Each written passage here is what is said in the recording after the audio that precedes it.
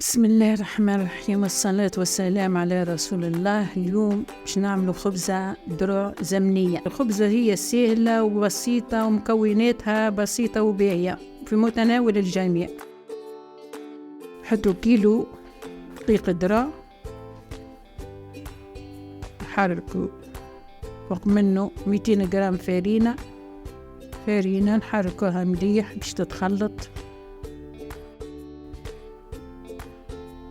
كملوا بشوية حتى يتخلط. سكر حطوا 100 جرام كيكة ونحرك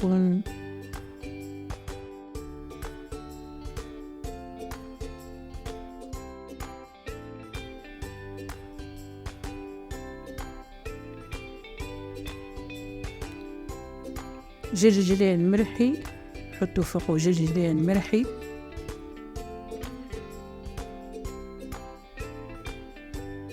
شوية قرفة.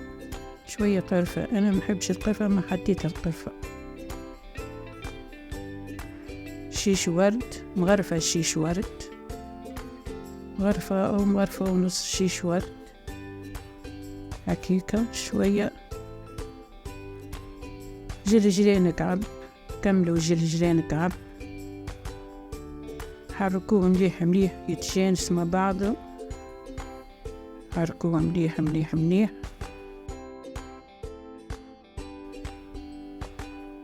وأهم حاجة في الخبزة دي الزيت زيتونة. نحطوا زيت زيتونة بلاش كيل زيت زيتونة، بلاش قياس، معناها نخلطوها لين تتعبد بزيت زيتونة فقط. نقعدوا نحركوا فيها ونخلطوا فيها حتى لين تتعبد بزيت زيتونة. هي حلاوتها في زيت زيتونة. خلطوا، ما نخافوش أنا باش تدردر ولا حاجة، خاطر يشرب الدروع يشرب. حركوها مليح. جاتني أنا شوية زدتها شوية فرينة.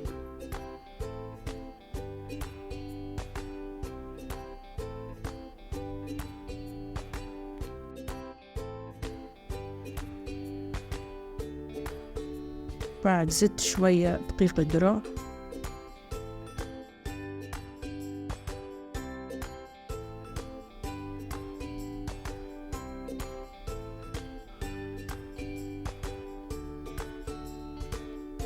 شوية زيت زيتونة بالحاج، ونخلط ونعجن. تحب العجن.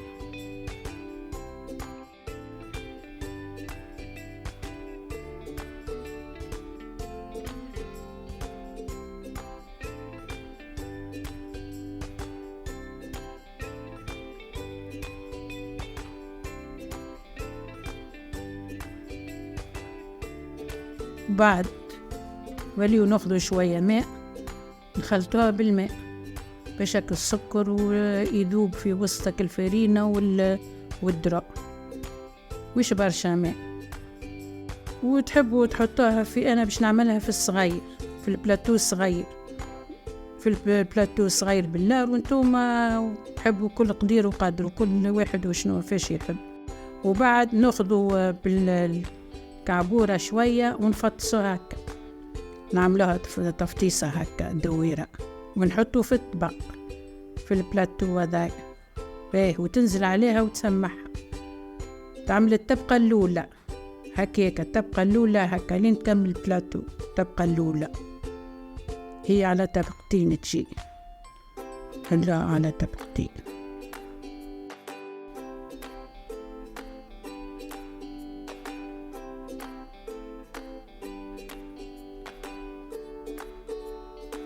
حاجة زمنية، ذي حاجة متاع أجدادنا وأمهاتنا اللي كانوا بكرية يعملوها، لا عظم لا خميرة لا فيحة ولا حتى شيء. حاجة زمنية متاع قديم الزمان. كانت أمي الله يرحمها بكري تقديها قديم. بعد تشد المغرفة وتبدأ تسمح. تبقى الأولى ذي سمحها بالمغرفة، وبعد ناخذ الزبيب ونرشو فوق. هما فم اللي يعمل بالمكسرات، فم اللي يعمل باللوز، أي مكسرات عندكم تحطوا. أنا حطيت زبيب تجي زبيب ومكسرات، وهي مشهورة بالمكسرات والزبيب. أنا حطيت زبيب وجلجلين فقط. باهي نعملو طبقة الثانية. بعد ما حطينا الزبيب نعملو طبقة ثانية. نقرصوها كيكة، نفطسوها كعبورة ونحطو، وبعد نوليو عاد نسمحو بالمغرفة. نحطوها كيكة كي التلفيقات، معناها خبزة الدرع دي الزمنية، حاجة روعة روعة روعة. بعد نسمحو بالمغرفة، سمحوها مليح مليح بالمغرفة. ما تخافوش تنزلوا عليها، ولا ما تخافوش مراكي تنزلوا عليها باهي، لازلينها باهي. بعد ما كملنا، فما اللي يحب يحط لوز، اللي يحب يحط بفريوة، أي مكسرات. أنا حطيت الجلجلين فقط، جلجلين وزبيب، وبعد ترشها من جلجلين بالفوق، تحط الجلجلين. فما اللي يحط باللوز، أنا ما حطيتش. وتنزل عليك الجلجلين هذاك باش ما يطلعش. بعد كي تطيب تنزل عليه، وبعد عاد تولي تبرجها براش وتغرق حتى لين يوصل لقاعة البلاتو، تغرق حتى البلاتو للقاعة. وكملناها هذية، كملناها. نحطها في الفور على 200 درجة وتقعد نصف ساعة. ما تحلش عليها إلا ما توفى نصف ساعة. تعريوا عليها تشوفوها، تزيدوها. كان قطع حمار كلها بدأت حمار، هذيك راهي طابت.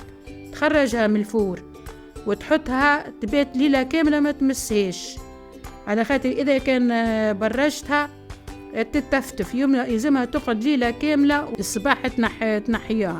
ما شاء الله وصحة وبشفي ليكم. إن شاء الله يعجبكم الفيديو متاعي، وإن شاء الله تعجبكم الخبزة، وجربوها وما تندموش. خارق العادة، حاجة زمنية متاع أجدادنا.